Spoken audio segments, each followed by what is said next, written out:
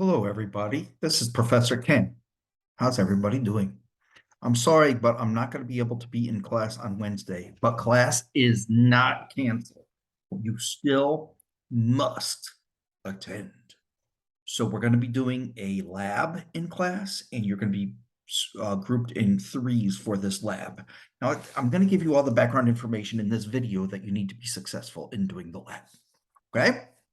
So here goes. Now you can see that I have gizmos in the background because we are doing a gizmos lab. So let me share my screen. And the first thing you're going to do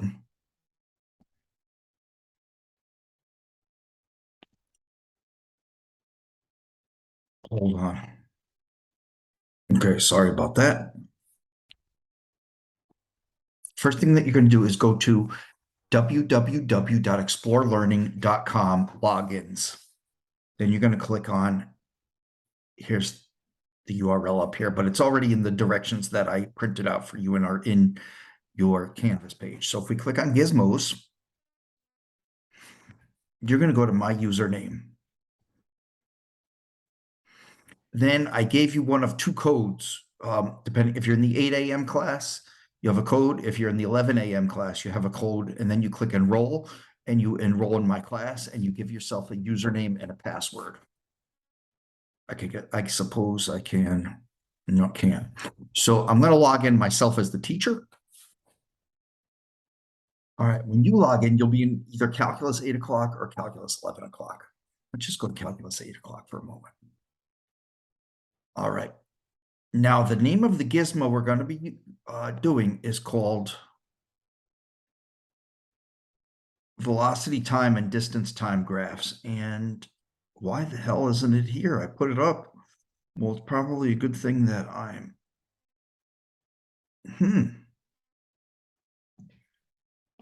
All right, that's not a problem. I can put it in there in two shakes of a lamb's tail.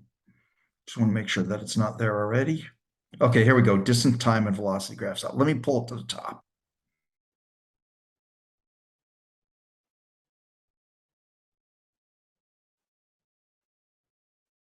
I thought I had done that already. These are all the gizmos that are available to you in case you want to do it for fun. They're kind of like Vic games. Okay, so you're going to be doing the distance, time, and velocity time graphs. And the first thing you want to do is go to lesson information. And when you do that, you'll see down here, student exploration sheet. And go to the Google Doc. So I'm assuming that you all have a Google account. And you're going to have to make a copy of this document. So click on make a copy.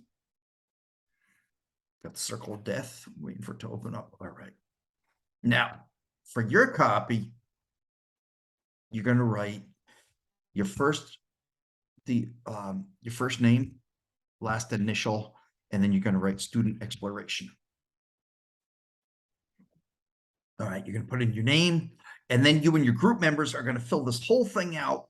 You're going to do the preview work, which is on the first page. Then you're going to go to activity A, and that's where we have to launch the gizmo. So we're going to go back to our gizmo here, and we're going to click on launch the gizmo. This is where it gets fun. Now, some of you are good at splitting your screens, but I am not. So it says to click the red reset button on the stopwatch, change the number of points to 5, turn off show graph, and show animation for runner 2. Okay, so I got to hit the reset with the red stopwatch. Did that. Okay, number of points to show can be 5. Right now it's 2, so this is a slider.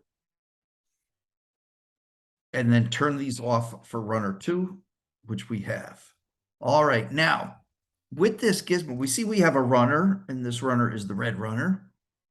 And this is the time in seconds, and this is the distance from the starting line.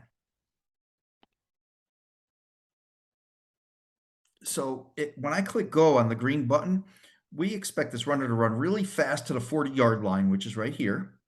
Then run backwards to about the 8-yard line, which is over here.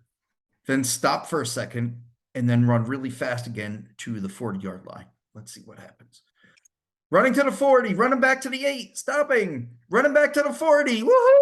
Well, we did it. And then if we click the red, it resets it. All right, so this is the type of thing you're going to have to do with your lab.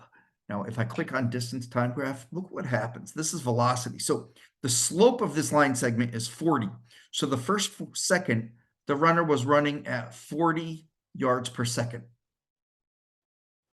Now, for the second from seconds 1 to 2, the runner was running at negative 30-ish yards per second. Sorry about that. Then the runner stopped, so that velocity should be 0, which it is over here. Then the runner ran really fast again at about 40, just under 40 yards per second right here. And then there's the end. So how we graph velocity, which is the speed of the runner, has to do with the slopes over here. And remember, we talked about slopes of tangent lines, so it's all very relevant. Then distance traveled, we see that in the 4 seconds, the runner went over 90 yards because here's 40 yards up, there's about 38 back, and there's about 38 back up again. So a lot of yards covered, both forwards and backwards. So distance travel is always going to be positive, but velocity can be negative if you're running backwards. Okay, I'm going to stop my share. And I really hope this recording is going to be helpful for you to do your lab, and look for your groupings. So you do have to come to class on Wednesday, or else you'll mess up your group partners. All right. Have a great day, everybody. I'm going to miss you on Wednesday. I really love you guys. Take care now. Bye-bye.